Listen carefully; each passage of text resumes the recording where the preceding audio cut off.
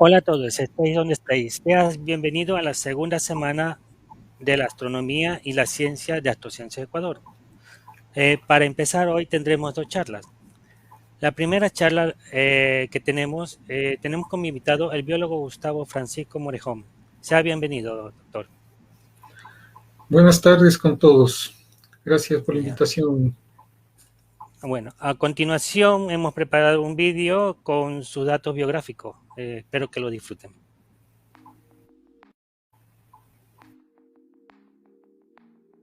Hola y buenas tardes a todos. Con mucho gusto le damos la bienvenida al señor Gustavo Francisco Morejón, biólogo, experto en monitoreo de biodiversidad, experto en manejo de colecciones de historia natural, programador de bases de datos de biodiversidad, programador web, fotógrafo, ilustrador científico. Sus estudios son certificación internacional, Webmaster, International Webmaster Association, Los Ángeles, California, Estados Unidos, 2001. Diploma Programa Ejecutivo para ONG de América Latina y el Caribe, INCAE, Costa Rica, 1993. Biólogo con énfasis en biología informática, validación 2016, Universidad de Azuay, 1988-1993. Biología pura, Universidad Católica del Ecuador, Quito, 1985-1988. Ha sido consultor en Sistema de Información de Biodiversidad de Ramsar, Cuyabeno, Yasuní, Lagarto Cocha, World Wildlife Fund, INAVIO 2020-2021. Representante de Ecuador en el Tropical Andes Observatory 2021. Consultor áreas claves de biodiversidad del mundo, BirdLife 2018-2019. Ha dado muchos seminarios y cursos con una amplia experiencia profesional.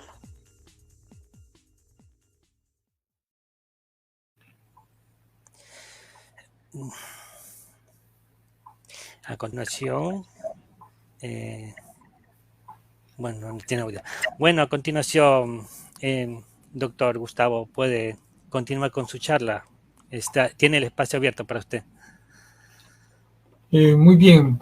Buenas tardes con todos. El día de hoy vamos a conversar sobre uno de los temas que más pasión traen, digamos, en las discusiones acerca de biología, y en sí trata sobre uno de los temas que más nos preocupan como especie, ¿sí?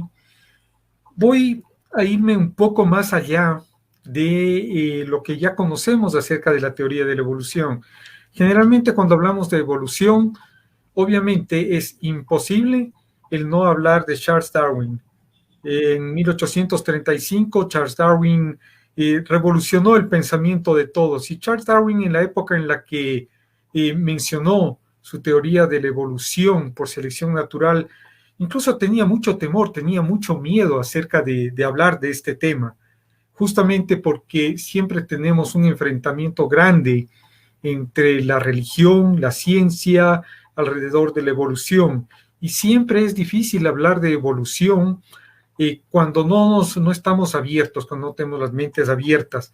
Y esa es una de las cosas más bonitas de hablar de ciencia y hablar siempre sobre las bases de la ciencia, porque la ciencia siempre se basa en los hechos y los hechos son verdaderos, creamos o no en ellos.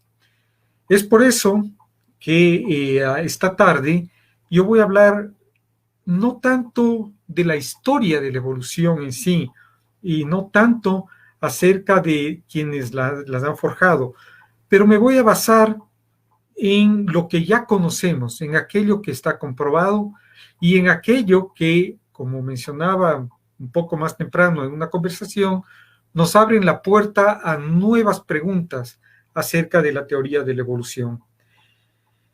En sí, yo creo que la meta de esta charla de la tarde va a ser el dejar al final con mucha curiosidad a todos y con las ganas de leer un poco más acerca de la evolución y de buscar un poco más las respuestas a tres preguntas que el famoso biólogo Edward Wilson, quien es el padre de la sociobiología y fue quien acuñó el término biodiversidad a la final, y uno de los autores de ciencia, de difusión de ciencia que más admiro.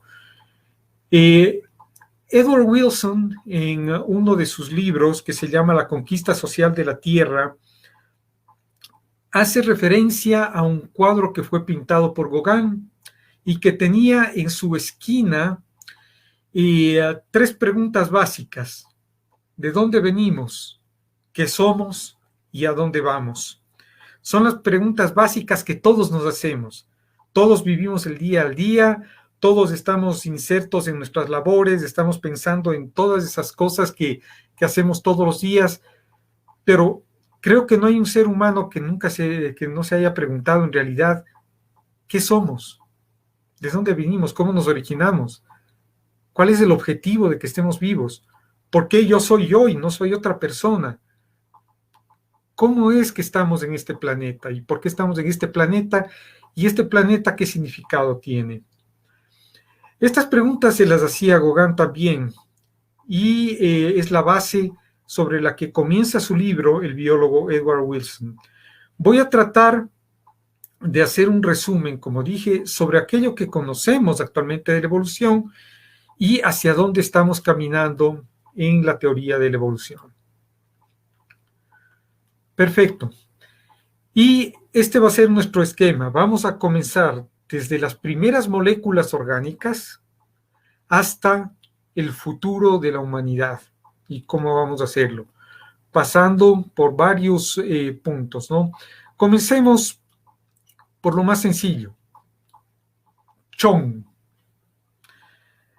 Esta palabrita se quedó grabada en mi cabeza cuando uno de mis profesores de bioquímica me decía: la química orgánica puede definirse como la química del carbono, y la base de toda la vida que conocemos en el planeta está basada en estos 4 elementos: carbono, hidrógeno, oxígeno y nitrógeno. Chon es la base de la vida como conocemos. ¿Y cómo comienza la vida? La vida comienza el momento en el que, bueno, no sé si podríamos llamarlo vida, pero las bases de la vida comienzan cuando el carbono comienza a hacer estos enlaces a los que está acostumbrados, ¿no? Desde cadenas pequeñas, como un carbono con 4 enlaces de hidrógeno, hasta las cadenas largas de péptidos, de fenoles, etcétera, que son muy grandes, son cadenas grandes y algunas más estables, otras menos estables. Así es como se comienza la vida, con estas cadenas de carbono. Ahora, generalmente, cuando uno da una charla, coloca una gran cantidad de imágenes para ejemplificar lo que quiere decir. Yo voy a tratar de hacer algo que es muy difícil. Voy a tratar de proyectar la imagen de lo que estoy diciendo en la cabeza de ustedes. Quiero que ustedes imaginen lo que yo les voy a ir contando. Y mi historia va a comenzar en 4 millones de años, hace 4 millones de años. Hace 4 millones de años la atmósfera era diferente a la que tenemos hoy en día. Y hace 4 millones de años la Tierra era un lugar terrible. Estaba lleno de erupciones volcánicas, había muchas tormentas, mucho calor, mucha inestabilidad. Teníamos las lluvias metálicas, teníamos una gran cantidad de cosas que estaban sucediendo y que se estaban formando. Y ahí viene la primera pregunta acerca de, en este universo, en este planeta tan terrible, ¿qué es lo que ocurrió primero? ¿Cómo fue que inició la vida? ¿Fueron primero las proteínas o primero los ácidos nucleicos? Esa es la pregunta moderna que reemplaza al huevo o la gallina. ¿Qué fue primero? ¿Las proteínas o los ácidos nucleicos? Lo que sabemos hoy en día es que las condiciones iniciales de la Tierra ya estaban listas, en realidad, no eran tan como antes pensábamos. Antes pensábamos que la atmósfera inicial era terrible y que no podría existir las bases para la vida ahí. Ahora sabemos que hace 4.000 millones de años ya teníamos nosotros todos los elementos que necesitábamos para formar una molécula muy parecida a lo que es el ARN, el ácido ribonucleico, y toda la adenina, citosina, guanina, uracilo, todos los ácidos nucleicos que existían en ese entonces. Los elementos estaban ahí, estaban listos. A ver, vamos a imaginar algo. Tenemos cadenas que son muy largas y muy complejas y tenemos cadenas que son pequeñitas. Las grandes y complejas, imaginemos que son como grasas, como lípidos, burbujas de lípidos que estaban flotando, que existían en aquel entonces. Estas burbujas de lípidos, de grasas, eran más o menos como cuando colocamos aceite sobre el agua y se forman estas pequeñas burbujitas. Estas esferas lograron capturar en su interior a cadenas más pequeñas de carbono, hidrógeno, oxígeno y nitrógeno. Igual, algunas muy complejas, otras menos complejas. Quedaron encerradas dentro de estas pequeñas pelotitas de lípidos. Mientras más complejas y más grandes eran estas cadenas, causaban como que mayor estabilidad a esta burbuja. ¿Sí? Y mientras menos complejas eran, menos duraban. Lo mismo se podía decir cuando comenzaron varias de estas burbujas a fusionarse entre sí. Se comenzaron a fusionar y se hicieron como grandes conjuntos de burbujas que contenían en su interior una gran cantidad de estas cadenas lineares de carbono, hidrógeno, oxígeno y nitrógeno. Ahora, esto, aunque ustedes no lo crean, esto fue la base de la vida. Así fue como comenzó la vida en el planeta. Y cosa muy curiosa, hemos comenzado a hablar de selección natural. Sí, desde el inicio. Cuando Charles Darwin estaba a bordo del Beagle, él recibió un regalo de un profesor de geología. Y este libro era la historia de la geología. A Darwin le aburría hasta la médula la geología, pero cuando cogió este libro se dio cuenta de algo muy importante. Se dio cuenta que aquellos fenómenos geológicos que formaban las montañas, que formaban a los valles, que formaban las lagunas y todo lo que conocemos como la Tierra hoy en día, habían sido el producto de pequeñas acciones que se repetían a lo largo. El agua iba poco a poco haciendo un hueco en la roca, ¿sí? El agua iba recorriendo los valles y poco a poco iba cavándolos y haciendo cañones. Él pensó entonces, ¿será posible que también las formas de vida que existen en el planeta sean el resultado de estos millones de años de que el agua caiga poco a poco y vaya formando? Ok. Eso es lo que todavía nosotros nos preguntábamos, y al final de mi charla van a recibir una sorpresa sobre realmente cómo ocurre la cosa, de estudios recientes. Ahora, una cosa que sabemos es que la Tierra estaba lista para la vida hace 2.700 millones de años. En esta fotografía que ustedes ven, este pequeño diamante mide 1 milímetro aproximadamente y fue colectado a partir de una erupción volcánica, ¿sí? Y guarda en sí los gases primigenios de la formación de la Tierra. Este es un pequeño pedazo de diamante que viene desde el mismo manto del interior de la Tierra, ¿no? Y, oh sorpresa, en este entonces, el gas que quedó atrapado aquí fue analizado y ahora sabemos que en ese entonces, hace 2.700 millones de años, ya teníamos las condiciones necesarias para que exista la vida en la Tierra. Ok, comenzó a formarse esto y comenzó a hacerse mucho más complejo. Muy curiosamente, las primeras formas de vida, estos lípidos o cristales que contenían adentro ácidos nucleicos o cadenas largas de carbono, son muy parecidos a lo que hoy en día son los virus, ¿sí?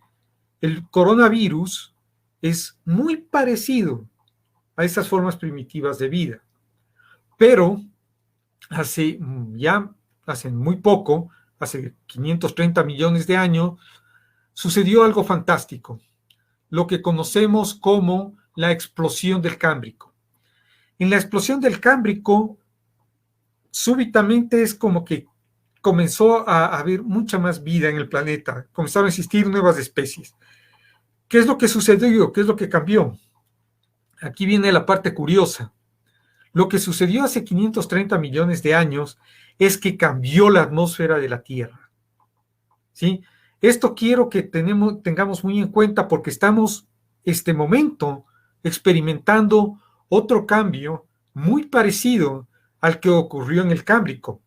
¿Qué pasó en el Cámbrico o Carbonífero, como lo conocemos?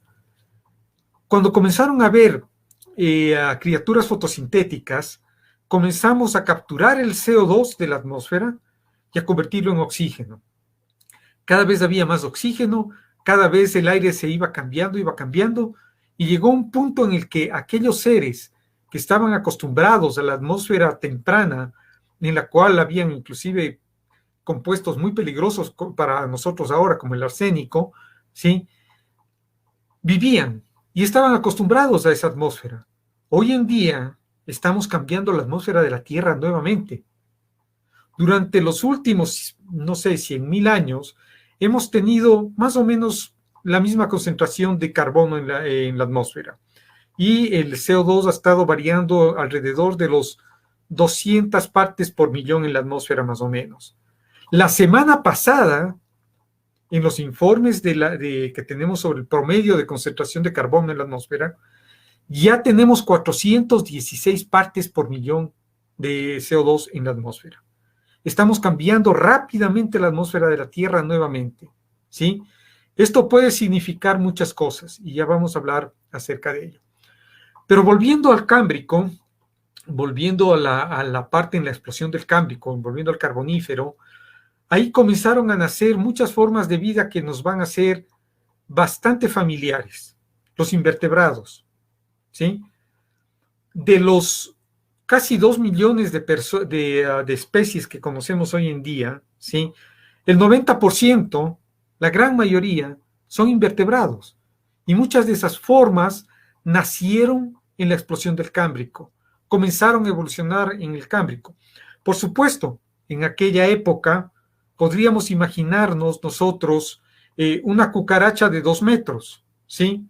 Tenemos fósiles de eso, o un cortapelos de 2,5 metros también. Ya comenzaron a aparecer los primeros arácnidos, comenzaron a aparecer los crustáceos, pero eran gigantes. Han ido reduciendo su tamaño, pero, curiosamente, no han cambiado su estructura, ¿sí? Han cambiado su tamaño. Eso viene por algo que llamamos nosotros selección natural. La selección natural es en realidad la base de toda la vida en el planeta y ya vamos a ver en adelante un poco más cómo funciona la selección natural. Vamos un poco más temprano. Siempre hemos dicho que la selección natural y que la evolución en sí se da a lo largo de millones de años. Pero en el año 2009 ocurre un hecho muy importante. Sale una publicación de Peter y Rosemary Grant. Estos dos científicos trabajaron también en Galápagos desde los años 70 en una pequeña isla que se llama Daphne. Aquí estudiaron a los pinzones. Se puede decir que Peter y Rosemary Grant presenciaron en tiempo real el nacimiento de una nueva especie. Ya no hablaban de simplemente especulaciones. Ellos vieron cómo apareció una nueva especie en la isla Daphne a partir de especies que ya existían. Esto es de lo que Darwin tenía miedo de hablar hace mucho tiempo y que ahora está documentado. Ahora ya podemos hablar acerca de cómo se han dado esto. Y ojo que lo que Peter y Rosemary Grant han podido mostrar en los pinzones, porque fue una nueva especie de pinzón la que apareció, también la hemos visto ya este instante, en tiempo real, en bacterias, por ejemplo, o en cianofitas. Ya tenemos este instante una abundante literatura acerca de cómo comienzan a aparecer nuevas especies. Bien, vamos a ir nuevamente al inicio de la vida para poder entender cómo se da la selección natural. La selección natural es la supervivencia de los seres más aptos, de quienes están mejor adaptados para sobrevivir en un medio. Nosotros vivimos en un país, en Ecuador, que está dividido por una formación montañosa muy interesante, que son los Andes. Los Andes son una barrera geográfica de especiación, ¿sí? Hay una teoría que dice que la biodiversidad crece de los polos hacia la línea ecuatorial y que es mayor hacia afuera de los continentes que hacia dentro de los continentes. Esto se hace evidente en Ecuador y por eso somos uno de los 17 países megadiversos del planeta, donde más concentración hay de biodiversidad. ¿Qué es lo que sucede? Cuando se formaron los Andes, dividieron las poblaciones de animales que eran similares, ¿sí? Y como estaban divididos, estaban separados, no podían cruzarse entre ellos. Como no se cruzaban entre ellos y vivían ahora en ambientes muy diferentes, ojo, los ambientes también forman una parte muy importante en la especiación, son causa de muchas mutaciones, ¿sí? Comenzaron entonces a convertirse en especies nuevas, ¿sí? Teníamos, por ejemplo, y les voy a poner el caso de los escarabajos. De una misma especie tenemos nosotros variedades occidentales y orientales. El famoso escarabajo Hércules, Dinastes Hércules, es un escarabajo que probablemente tuvo un ancestro común, pero las especies que evolucionaron en la costa y en la Amazonía son diferentes. Incluso dentro de la misma Amazonía, en lugares que estuvieron aislados, nosotros podemos darnos variedades, podemos ver variedades muy diferentes, variedades que han salido diferentes. ¿Por qué? Porque se han adaptado de diferentes formas a diferentes lugares.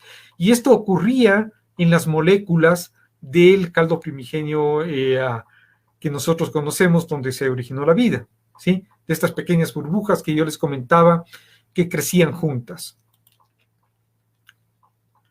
Bien, vamos un poco a hablar acerca del aire, la atmósfera. Esta ilustración que ustedes ven al fondo es más o menos cercana a lo que era la Tierra en su inicio.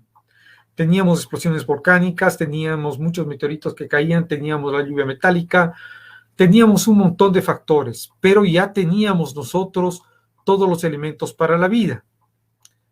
Nuevamente vamos a investigaciones recientes. Recientemente una cosa que hemos descubierto es que hace ya 2.700 millones de años comenzamos a tener estas grandes cadenas impulsadas por la cantidad de energía que se vertía dentro del planeta. Doctor Gustavo, disculpe que le interrumpe. ¿Está compartiendo la página? Sí. No la he compartido todavía. Ok, perdón un momento.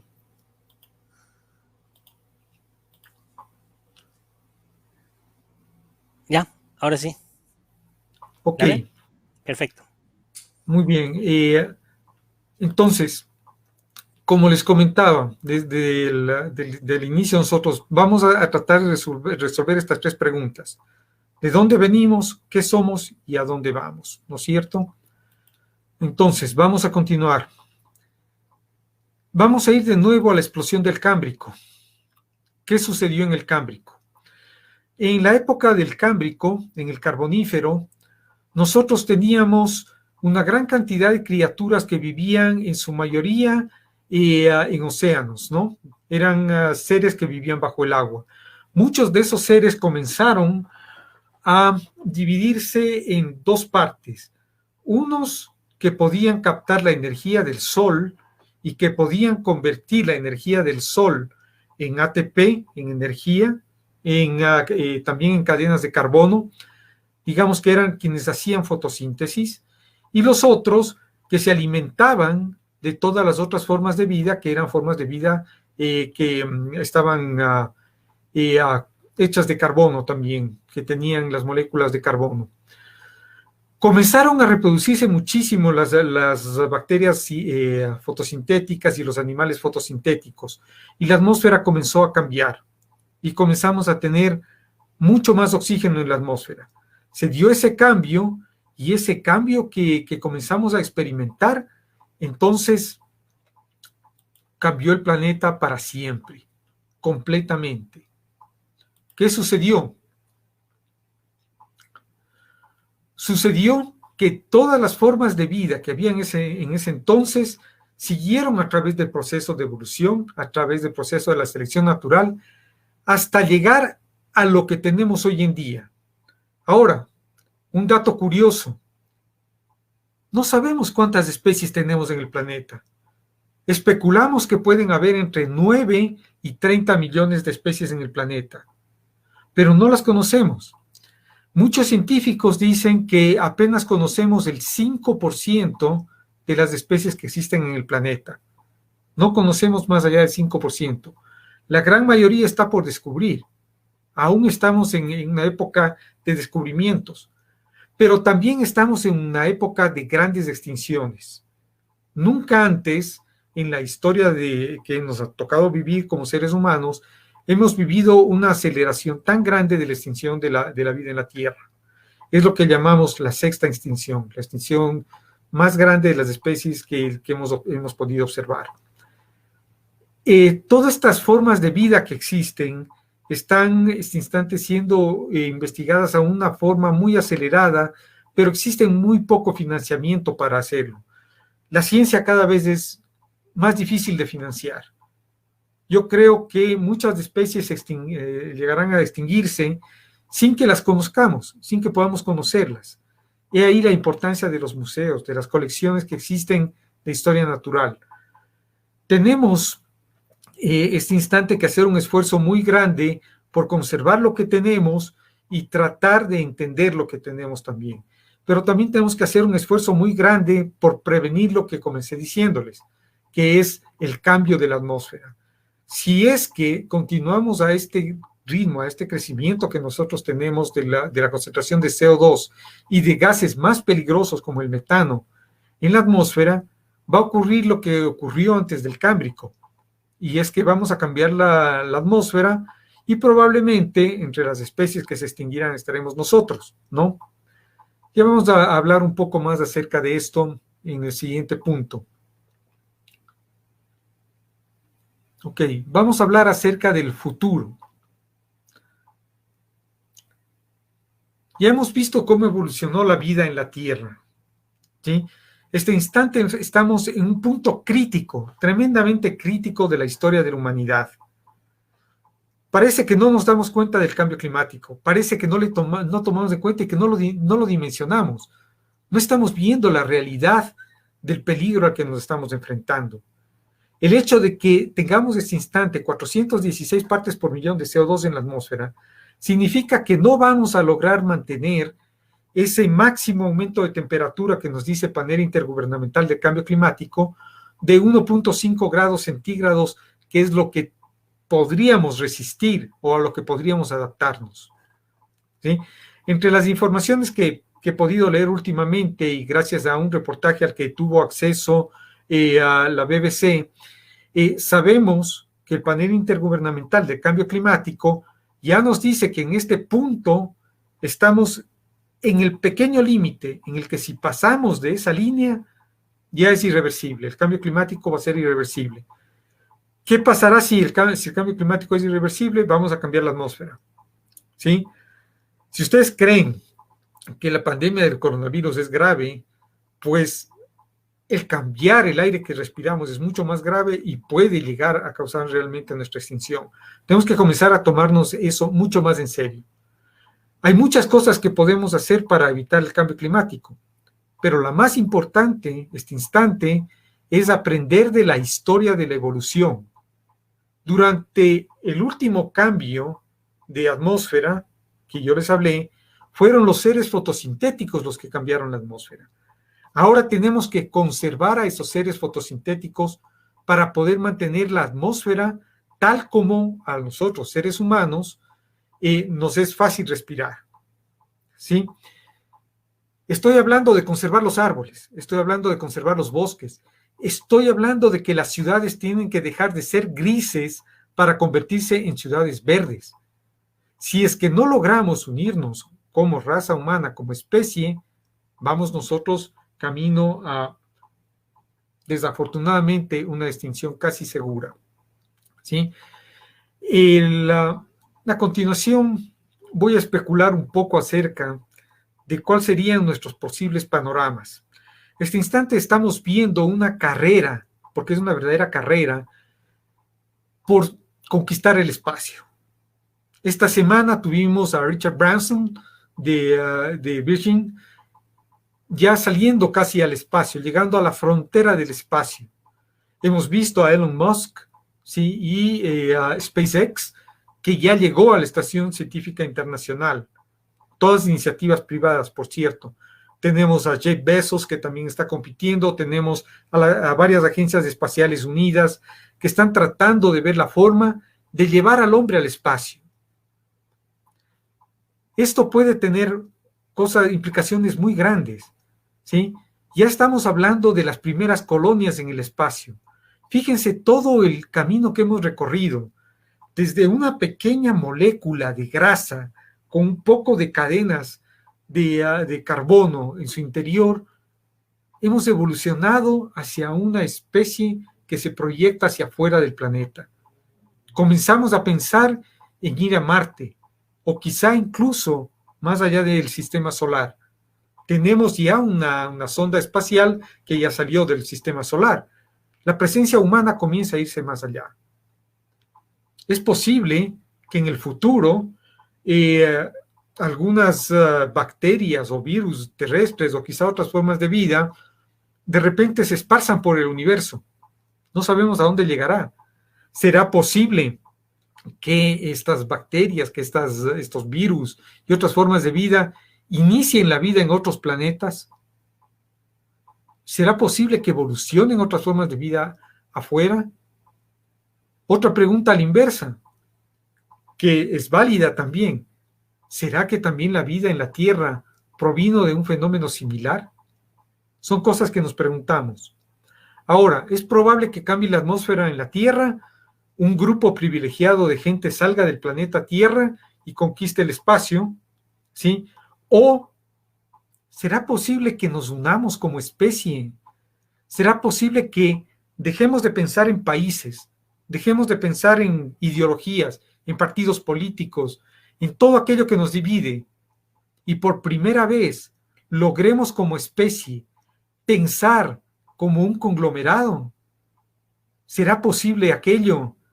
¿Será que nos unimos para conservar la atmósfera del planeta y mantener este planeta tan hermoso, con tanta biodiversidad, mantenerlo en su estado natural? ¿Será posible?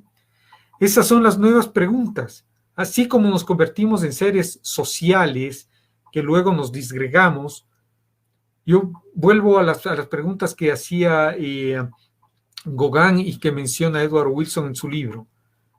¿Será posible que como especie dejemos de pensar en las fronteras y en aquello que nos divide y pensemos en nuestro futuro como especie?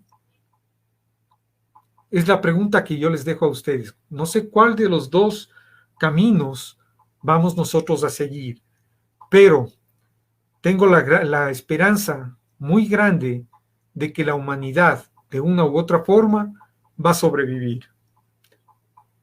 Muchas gracias.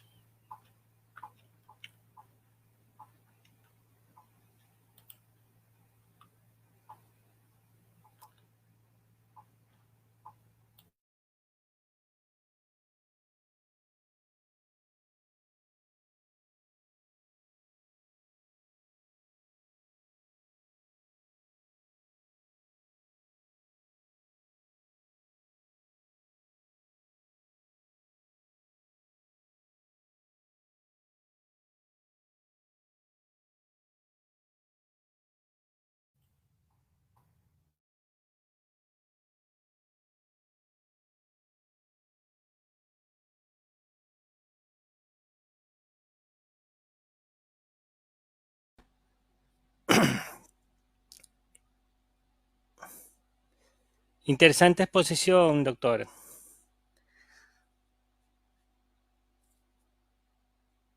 Sé que tiene un problema. Ya, ahí está. Sí, sí me escuchas. Sí, ahora le escucho.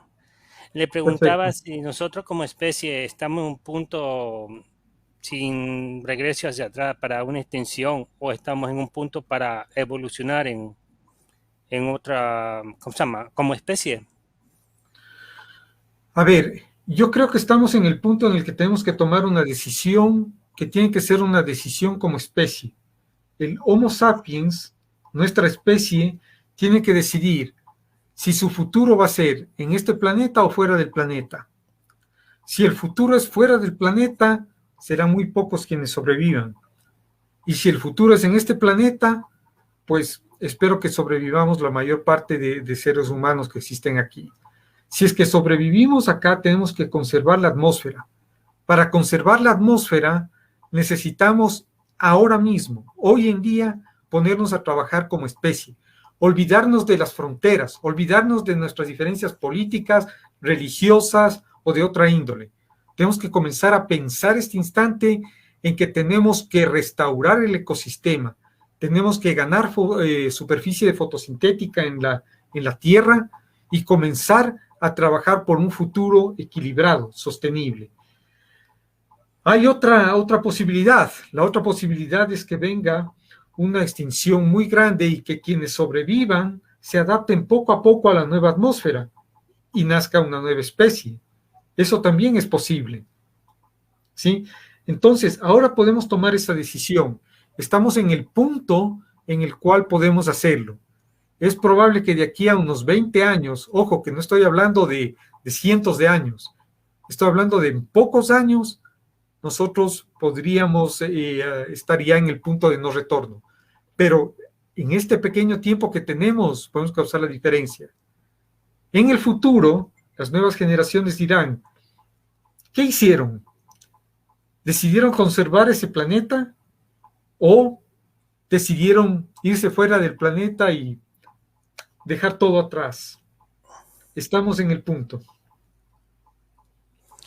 O sea, que estamos en un punto de decisión como especie.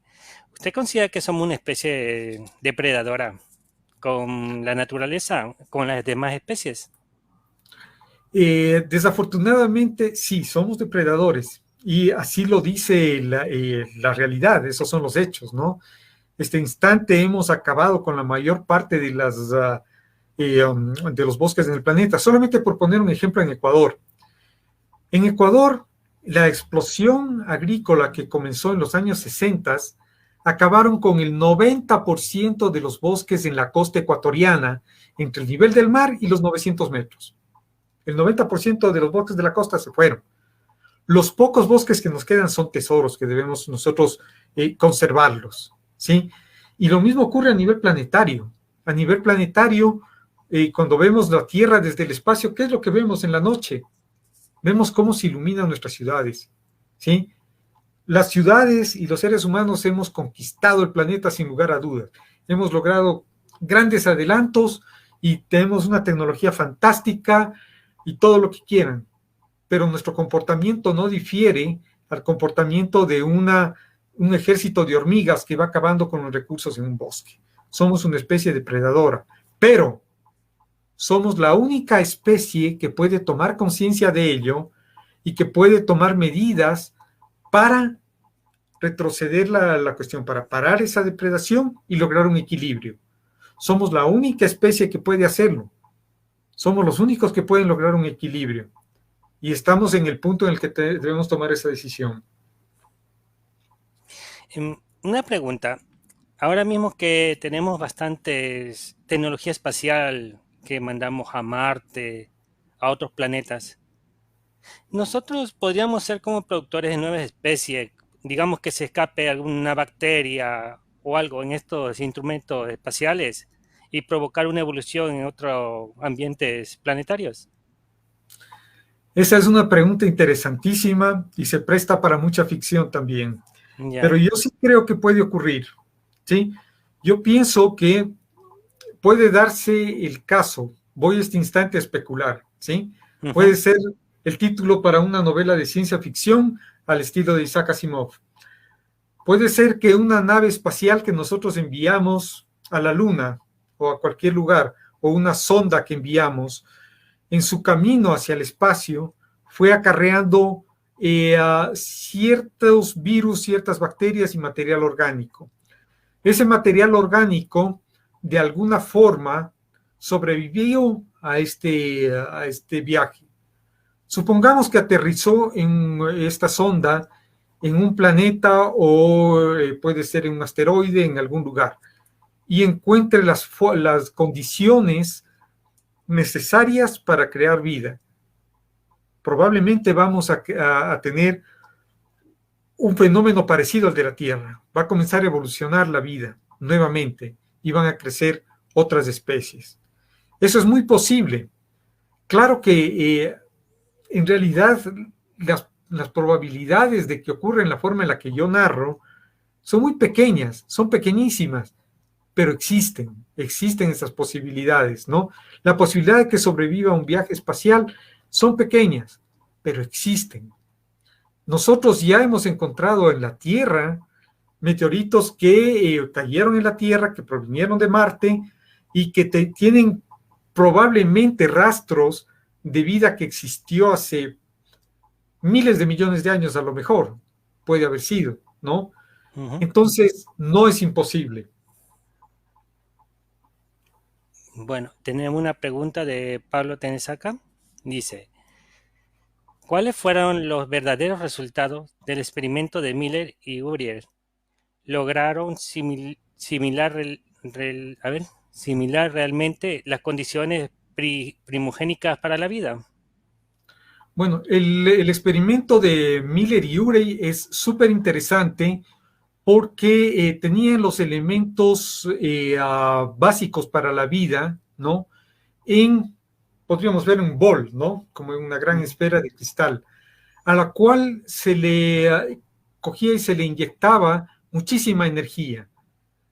Algo que logramos hacer, algo que se logró hacer cuando ocurrió esto, fue que efectivamente, a pesar de que no se creó ningún tipo de vida real, no podemos decir que se creó vida real, pero sí se formaron algunos elementos básicos simples, ¿no?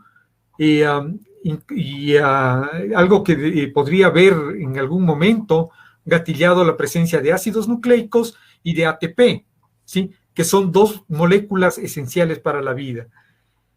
Ahora, yo creo que más que el experimento de Miller y Urey, hoy en día ya podemos hablar de cosas un poco más reales. Los encuentros que se han hecho en lugares volcánicos en Islandia, donde existe la presencia de mucho azufre, carbono y otras sustancias en ambiente volcánico, que podría ser parecido al inicio de la vida en el planeta Tierra, hemos encontrado vida ahí y hemos encontrado que se ha generado vida dentro de este tipo de volcanes, dentro de este tipo de ambientes.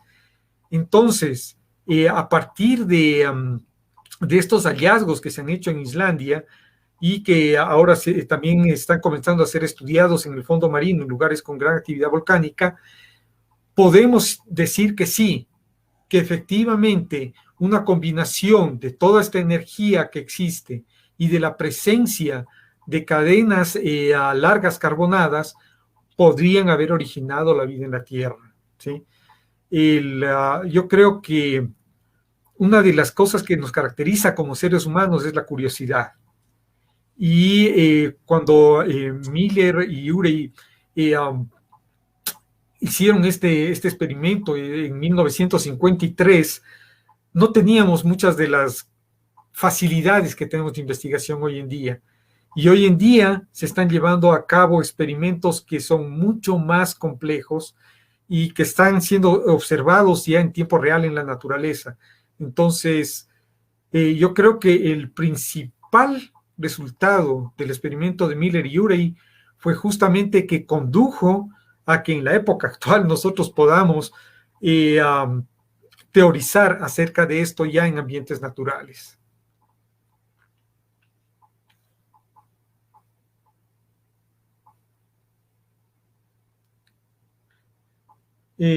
Carlos, estamos sin audio nuevamente. Ya, perdón. Alicia Jaramillo dice una frase: si no defendemos nuestros bosques, se acabará la tierra. Definitivamente, la batalla contra el cambio climático se da en cada hoja de cada árbol, en cada hoja de cada planta. Es el lugar donde nosotros transformamos el CO2 de la atmósfera en oxígeno. Como dije hace un instante, estamos en un punto clave de la historia de la humanidad. Si es que no logramos este instante aumentar la superficie fotosintética de la Tierra, si no cuidamos los bosques que tenemos este instante, no tenemos futuro. Así de simple, no tenemos futuro. Y para lograr eso hace falta un cambio de mentalidad en el ser humano. No sé cómo va a ocurrir, pero tiene que ocurrir eso. Tenemos que priorizar este instante, la supervivencia de la raza humana, sobre los intereses individuales de muchas personas, ¿sí? O de muchos estados. Por eso les decía, tenemos que evitar el clanicentrismo, eso de concentrarnos en clanes, borrar de alguna forma las fronteras, olvidarnos de nuestras diferencias y comenzar a hablar de nuestra supervivencia como humanidad. Mucha gente no se da cuenta de que estamos en ese punto. Y incluso hay gente que dice, pero qué exageración, ¿no? O sea, estamos hablando de un apocalipsis, pero si tenemos tanta tecnología, ¿vamos a sobrevivir? Probablemente sí, pero vuelvo a hacer la pregunta. ¿Vamos a sobrevivir fuera de la Tierra o en la Tierra? Eso es lo que tenemos que decidir ahora. Bueno, Fernando Lama dice: ¿se puede considerar que la vida en nuestro planeta provino a través de teoría pampernia originada de vida extraterrestre? Lo que conocemos a ciencia cierta es que hace 2.700 millones de años nosotros ya teníamos aquí en la Tierra todos los elementos necesarios para que evolucione la vida en la Tierra. Entonces, claro que hubo un aporte, sí, porque acordémonos que la Tierra en su estado primigenio estaba siendo bombardeada por una gran cantidad de meteoritos y restos de otros planetas que también se formaban, ¿sí? Entonces, claro que hubo un aporte, llamémoslo un aporte extraterrestre, en forma de meteoritos, ¿no? No es que vinieron los extraterrestres acá, no, pero muchos de los elementos que ayudaron a que se inicie la vida vinieron de fuera del planeta Tierra. De hecho, aquel meteorito que encontramos en el Antártico, ¿no? Que tiene señales de potencialmente haber contenido vida alguna vez, vino de Marte. Entonces, no es una teoría disparatada, pero lo que sabemos a ciencia cierta es que se formaron ácidos nucleicos al comienzo o se formaron estas pequeñas moléculas y así inició la vida en el planeta. También es posible que no seamos el único planeta en el que eso ocurrió. De hecho, sería un desperdicio que no haya ocurrido en otros planetas. Ok. Nordi López nos dice: mi estimado doctor Gustavo, qué gusto escucharle, una gran exposición. Pregunta: ¿hay especies en evolución a los que les preocupan que desde ya se ha puesto en riesgo la capacidad evolutiva, la capacidad de adaptarse de diferentes especies, la humanidad incluida? Es decir, que si logramos sobrevivir cada especie a los cambios atmosféricos, concentraciones de gases, temperatura global, tenemos el riesgo a largo plazo de estancar los procesos evolutivos como los conocemos hasta ahora o en general. Yo pienso que, a ver, primero un saludo muy grande a Norby, sí, y bienvenido de regreso a Ecuador. Mira, yo pienso muy sinceramente que si es que se da un cambio en la atmósfera, va a pasar lo mismo que pasó antes del Cámbrico, ¿no? Cambia la atmósfera, unas criaturas sobrevivirán, otras no sobrevivirán, unas formas de vida podrán adaptarse rápido, otras no. La vida va a encontrar su camino y probablemente, de nuevo especulando, ¿no? Imaginando, que es lo que nos caracteriza a los seres humanos, podría ser que otra forma de vida inteligente evolucione después de nosotros. No sabemos. Lo que sí podemos saber es que nosotros como especie, los seres humanos, no podemos adaptarnos tan rápido, ¿no? No tenemos esa capacidad. Tenemos mucha tecnología. Probablemente un grupo pequeño de seres humanos podrá sobrevivir y poco a poco adaptar su fisonomía, su fisiología a las nuevas condiciones de vida de la Tierra. Pero una gran parte perecerá, ¿sí? Y también una gran parte de todos los animales y plantas como las conocemos hoy en día. Pero vuelvo y repito, estamos a tiempo todavía, ¿sí? Todavía podemos tomar esa decisión y depende de cuán inteligentes seamos como seres humanos. Y hablo de inteligencia no en el sentido de la selección natural o de la selección artificial. Hablo de inteligencia en el sentido de poder tomar las riendas sobre la situación y decir, ok, señores, desde hoy en adelante, prioridad para el planeta Tierra. Tenemos que conservar nuestros bosques, nuestra superficie fotosintética, incrementarla. Tenemos que luchar contra el cambio climático. Si lo hacemos como especie, vencemos. Si no logramos ponernos como especie, pues ni modo. Señores, quedará para la eternidad esta charla como prueba de que hubo la advertencia. Exactamente, doctor. Bueno, doctor, está muy interesante su exposición, me encantó muchísimo. Hubo varias preguntas interesantes también, muchos saludos. Es para mí un honor tenerla aquí porque yo también soy maestro químico biólogo, me encanta la biología y sobre todo la evolución. Es uno de mis temas favoritos, además de la astronomía, por supuesto. Estoy muy encantado de que haya estado con nosotros. Antes de despedirnos, unas últimas palabras. Bueno, la primera, una aclaración, yo no soy doctor, yo soy biólogo. Sí. Disculpe. No he tenido la suerte de tener mi doctorado todavía, pero bueno, soy biólogo. La segunda, quiero que quede como reflexión de esta charla que la evolución nos ha llevado a ser un planeta muy rico, con una cantidad de vida extraordinaria. Cuando yo trabajé como científico a cargo del manejo de conocimiento en las Islas Galápagos, algo que realmente fue inspirador era el ver toda la curiosidad que había en descubrir nuevas formas de vida. Cuando veía las fotografías que me llegaban de la exploración de las profundidades más grandes de Galápagos, de las montañas submarinas, y ver esas especies de pulpos que aparecían, todas esas formas de vida tan espectaculares, ¿sí? Me he dado cuenta que vivimos en un planeta genial. No lo echemos a perder. Ya, mi llamado, más bien el mensaje final debe seguir, continuemos con la evolución, dejemos que la evolución continúe y tratemos de conservarla en este planeta. Y no pierdan la curiosidad, eso es lo que nos hacen humanos, y no dejen nunca de preguntarse. El preguntarse es lo mejor que podemos hacer y también no crean en imposibles, sí podemos nosotros unirnos como seres humanos. Muchas gracias, Carlos, y muchas gracias a todos. Bueno, antes de despedirnos, pues quiero agradecer a todas las personas que nos han seguido, los saludos de México, de Brasil, de Ecuador, de Reino Unido. Pues, doctores, perdón, señor Gustavo Morejón, muy gusto de haberlo tenido entre nosotros. A continuación, les invito a la segunda charla de la semana de la astronomía y la ciencia con Brian González, astrónomo aficionado. Hablaremos sobre conjunciones planetarias. Muchas gracias a todos y hasta la siguiente charla. Hasta luego.